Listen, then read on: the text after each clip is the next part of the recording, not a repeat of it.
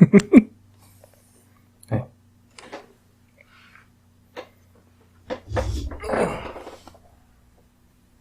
Come on.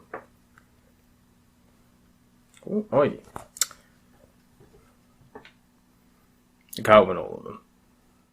Hello everyone, hope you're doing well. Today in War Thunder, it is time to go through some news. The first bit of news is the fact that we're getting planned technical works. The 29th of the 10th, 2019, so basically tomorrow for a lot of you, there will be planned technical works for War Thunder, and it is for the implementation of updates 1.93. So all of the stuff from the dev server and a little bit more, you will be able to see tomorrow on the live server. So that means if you were deciding to pre-order stuff in order to get the pre-order bonuses, you're going to have to do it today and, get it done basically. So with those, the Swedish stuff, like the Saab J29D, if you want these pre-order bonuses here, and also for the Piotr Mirsky, you're going to have to get them now, basically, even though you haven't really seen them. The other bit of news I wanted to put out, this actually affected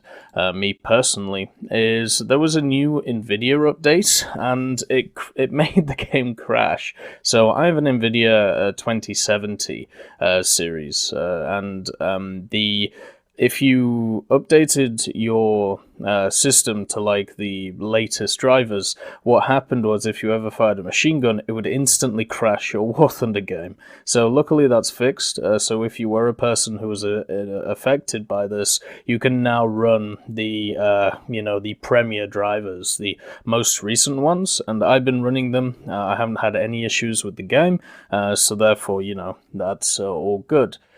The main thing I want to talk about today is planned technical works and also information. So one of the things that we've seen over the last week, there was obviously only one dev server for update 1.93. And to be honest, it doesn't really matter how many dev servers there are.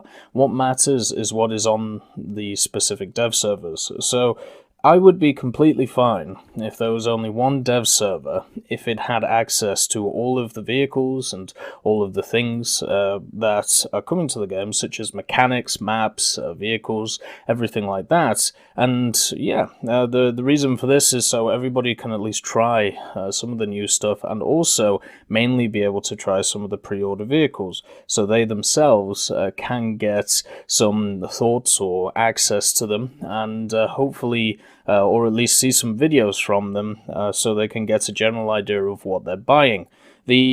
A lot of people have asked me over the last days or so, do you think this update is rushed? I have no idea, and there's no way I could ever tell, because we, as consumers of the game, we're never going to get access to that type of background information.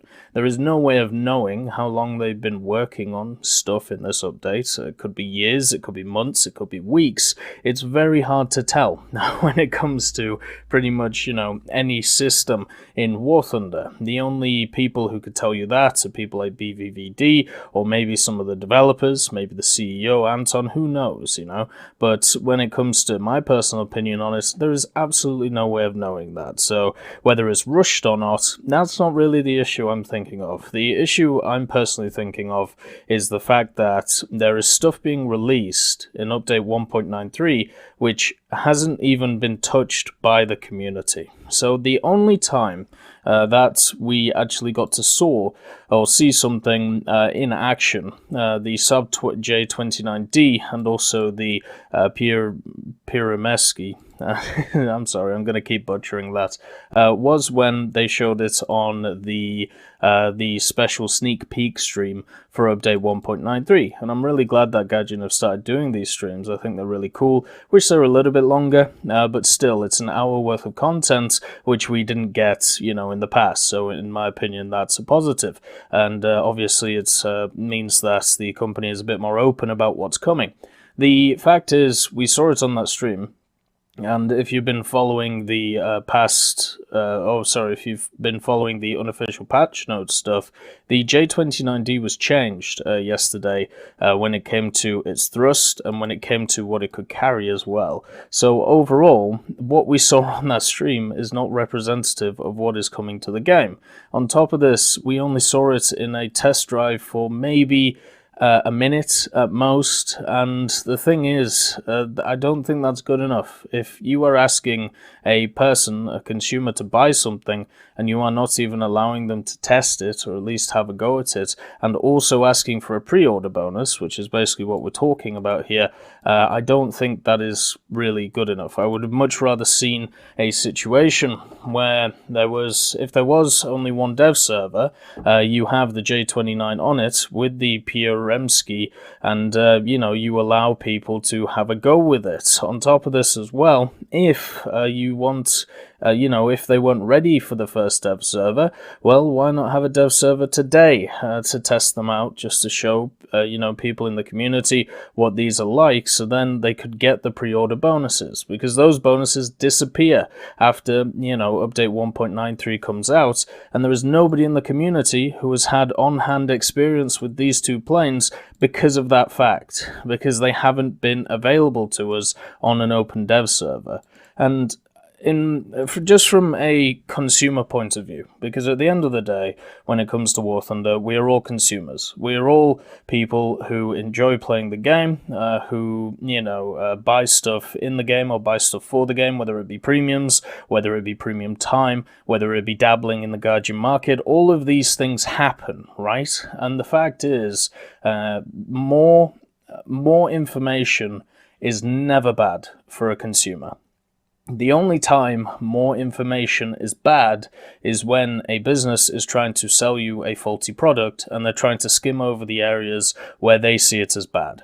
Now, I don't think this is happening in this case. I have full faith in Gaijin when it comes to their pre-orders. I don't think there's been a single pre-order premium which has been bad over the last year, at least when it comes to, being faulty or anything like that. The only one I can think of that was close was maybe if we compare the A2D on the first dev server to the second dev server, but that was just a GE vehicle, so therefore, it doesn't come into this realm. Everything else has been pretty solid, so if we're going on the faith argument, it's actually, Gaijin have got a pretty good track record when it comes to these pre-orders, but the problem is, I don't like that argument. I would much prefer to have an argument from, okay, we've all tested it, we've all had a bit of fun with it, we can tell you what it's all about, so you can make your decision whether you want to pre-order it or not. So for me, not having access to vehicles like this on a dev server or in a space to be able to be tested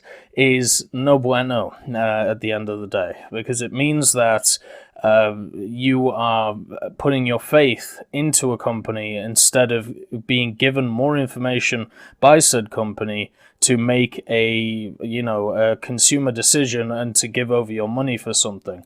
I always believe stuff should be available for testing before you purchase it. And I know a lot of you are going to say, well, you could just buy it after the update, right? If you really want to, especially with the fact that there's no aviation tree coming for the Swedes until update 1.95. You're completely right. You are completely right. But you miss out on these two things. And if you don't value those two things, that's completely fine.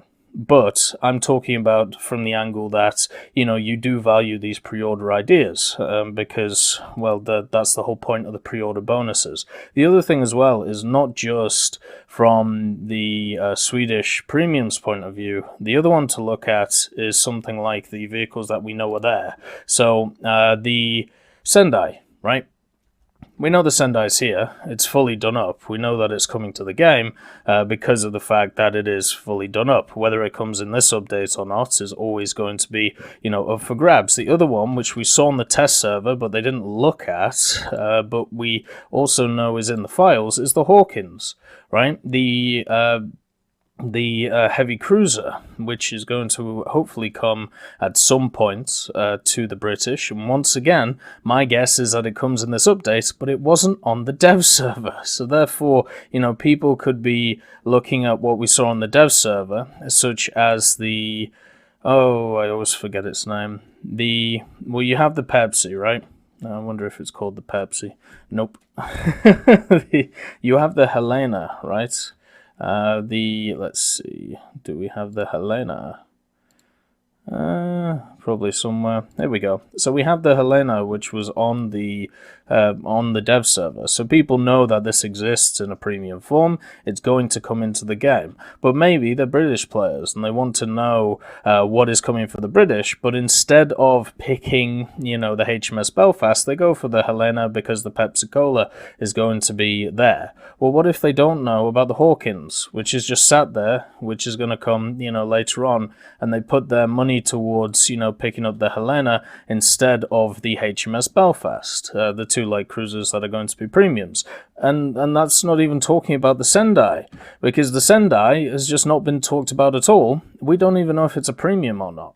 And I understand, so there were a few public statements made by Gadget employees about the idea of saving stuff for updates, right? Saving stuff and, making people, instead of just having everything on dev servers, instead what you do is you keep some stuff back, so when the update releases, you go, bam, look at this cool thing as well. It's definitely a good advertising trick, it's definitely a good marketing trick. And obviously it gets people more hyped, it gets people talking about stuff, and also at the same time, if you have a look at, the fact that we have had nothing talked about the F4, which is, the British F4. This is a classic case of what we're seeing with this thing, right? Where it's just been hid until you can actually find it on the dev server, in the files. It isn't actually on the dev server. So, you have classic examples of this, which is completely fine, but at the end of the day, from a consumer point of view, I want to know as much information as possible when I'm buying a product, right? Because if I am not given all of the relevant information, or if the person who is trying to sell me that product can't give me the relevant information, that casts doubt in my head. As because it should do. What you should do is you should look at a product, and if you can't get all of the information about it, you should wonder what they're hiding, or you should wonder, how can I find this information? And that's what I see right now with stuff like the F4M, and stuff like the Saab, and stuff like the PRM-ski. Why is it being hidden? Why was it not allowed to be tested? And if it wasn't ready, say so. And if it is now ready, after 2 days of being not ready, could we please at least test it before the update comes out? I understand that there are time constraints. There's probably a bunch of stuff being sorted for Halloween. You've got stuff like the sales coming up as well on the 1st of November. It's an incredibly busy time for War Thunder, but at the same time, that is no excuse for not letting your players be able to test vehicles, or to at least see vehicles being tested before going to purchase them. The other thing as well is some of this information, such as the Phantom, which you see here, is being censored, right? And it's as simple as that. So I'll show you why. And this has been an ongoing battle for a while when it comes to generally getting information out there. So obviously on this channel, I talk about stuff which is upcoming. I talk about some things which may be seen as well, I wouldn't say not favorable to Guardian, but instead what it is it can be seen as speculation on what the general community would think is either true or false. Me personally, sometimes I have access to information which your general community member will not from Guardian themselves, but from other sources, because I've worked very hard over the last 2 years to try and build up relationships with specific people, so then I can work out, what's coming in the future, and I can plan around it. There's a reason why when it comes to dev blogs and stuff, I've become very ironed out on, getting videos out for devlogs. There's a reason why, when it comes to certain videos, like the Swedish are coming video, there's a reason why that came out a week or two before the announcement for the Swedish stuff, because there is I try my very hardest to try and get information from different areas and try and plug it together in a certain way. So what you see from that is I'm trying to give as much information, at least to this community, as possible when it comes to what's upcoming. Now, the problem is when you try and push it to the wider community, such as the War Thunder Live that you see here, it gets blocked. And you can see, so I'll tell you all three of these. So the first one is the known false information, right? And the reason why this is seen as false information is because in this video, the KA50 video, Gaijin themselves screwed up. They showed in the video for the KA50 some form of helicopter that looked like a pseudo Apache. Now, this video got cut about an hour or two after the devlog came out, and therefore you couldn't see that helicopter. But in this video here, there is a record of seeing that helicopter. So therefore, once again, it isn't false information, because it's literally their information. So they're calling themselves false. It's very odd. The second one was the Swedish are coming on the 17th of October. I can understand this being blocked because, of course, you could definitely see it as a skepticism. But once again, it's not false information. Everything I say in here is true. Everything is backed up by sourcing that you can literally just go through the video and see. And then yesterday, so this is a video, in the files one, where we go through Father Gentlespeed's work, and I show the British Phantom and talk about it. This one that you see right here. Now, this isn't false. The vehicle's right there. It's in the files. You can go check it yourself. You can use Asset Viewer, which is what I'm using now. You can go onto, the War Thunder Dev or the CDK. You can, go through the files and you can find it. It's not hard to do. You can go through the code and find it. It's here, right? But it's labeled as false information. And the reason is because there is stuff that they want to keep away. They want to keep back in order to promote or in order to market to people, and that's completely fine. I just wish they wouldn't label it as false information, because it isn't false. Anyone can find this. This is publicly available information. And this is another, at least, disconnect that I'm having when it comes to, trying to deliver information to you guys, which is, which is okay to do. Like here, I'm basically, going through the, Father Gentlespeed's notes, which is just looking at information which has changed between two sets of dev servers, basically. And because of that, because, we've gone through the British Phantom, that gets censored because it has information, not that it's wrong, but information that people do not want other people to see. And I just wish they would just label this as something else, like whether it would be like, unconfirmed or something, because being labeled as false, I mean, you can see it here. I'm not editing this. I'm not doing anything.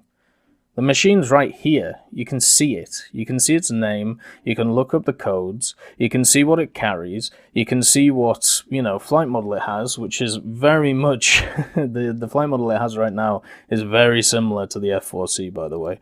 We'll get that, in the next video. But the thing is, like, there's a few issues that I'm running into the last, few days. And the first one is the major one, the pre-order stuff. The second one is how to distribute information without it getting censored. And the third one is, well, if you're going to censor information from the files and also information based on public statements made and based on videos brought out by yourselves, we need better stuff in the form of information and stuff like preliminary notes, so therefore, it can actually be looked at, it can actually be discussed. There's still no Sendai in this notes, there's still no F4 in this notes, like, it's just annoying in a way. More information is good for the consumer. It always will be. Hopefully, at some point, businesses understand that holding stuff back is not always the best idea to do. It's most of the time better to just lay all your cards on the table and let people know where you are. That will always instill more confidence than holding stuff back. Always. I hope you all have a wonderful day, and I'll see you next time. I'd just like to thank Ambrosius McClellan, B. Young, Blackie, Daniel Stanton, Jay Wilt, John Ryman, Joseph Anders, Martinez, Moxie, Super Cacti, Uyins Terry, Elove Goat, and Seductive Trash Can for supporting the channel.